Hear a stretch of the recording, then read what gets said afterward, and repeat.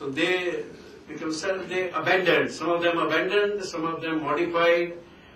I can identify three responses. One was Raja Ram Mohan Roy, who said that Hindu society needed to be reformed, but the reform can maybe it is not really possible to reform.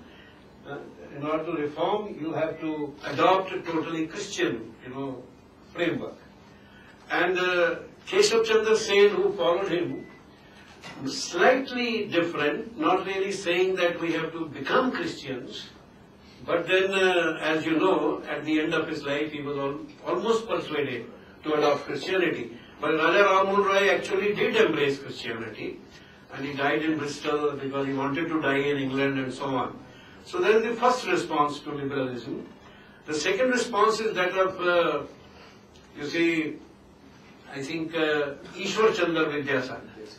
Hindu society needs to be reformed, yes, but the reform will come from within. You don't have to adopt a model from outside.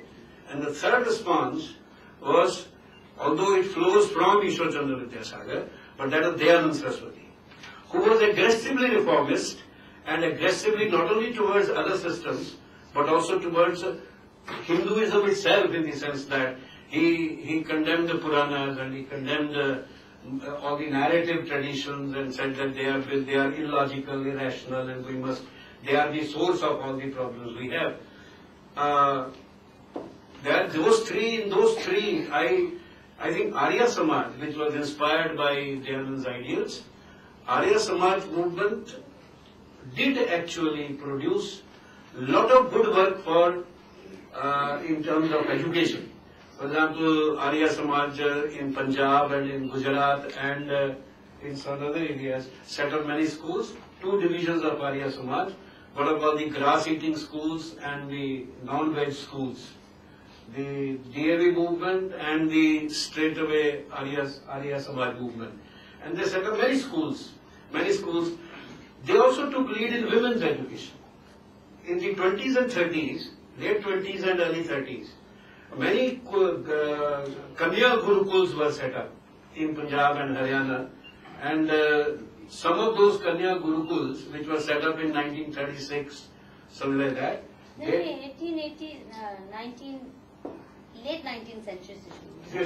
But some of the institutions which were set up in the 30s have now the status of universities, women's universities in Punjab and Haryana.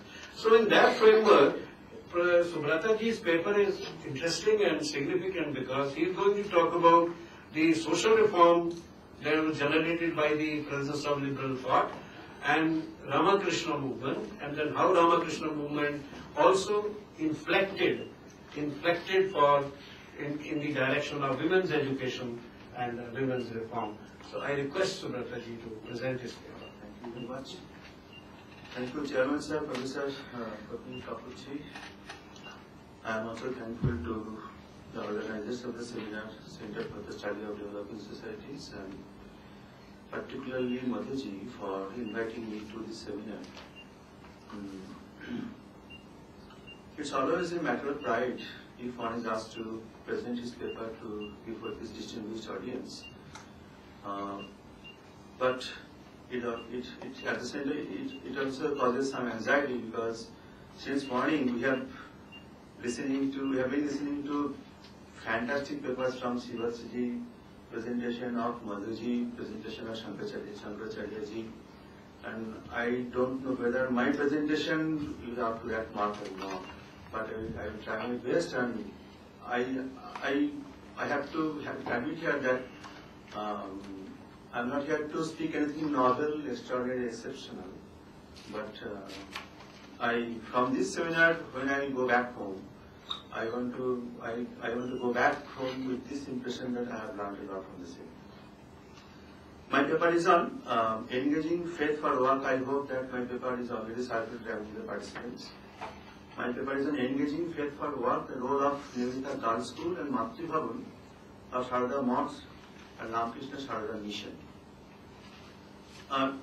We know many things about the Ramakrishna Mission, but little is known about Sharada Mosque and Ramakrishna Sharada Mission.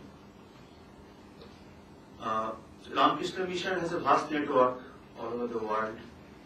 they undertake several kinds of services, and the monks of the Ramakrishna Mission, they travel all over the world, they spread their humanitarian services, but at the same time, I think that the role of this women organization, Hindu women's organization, that is Sharda Math and Ramakrishna Sharda Mission, is not so highlighted.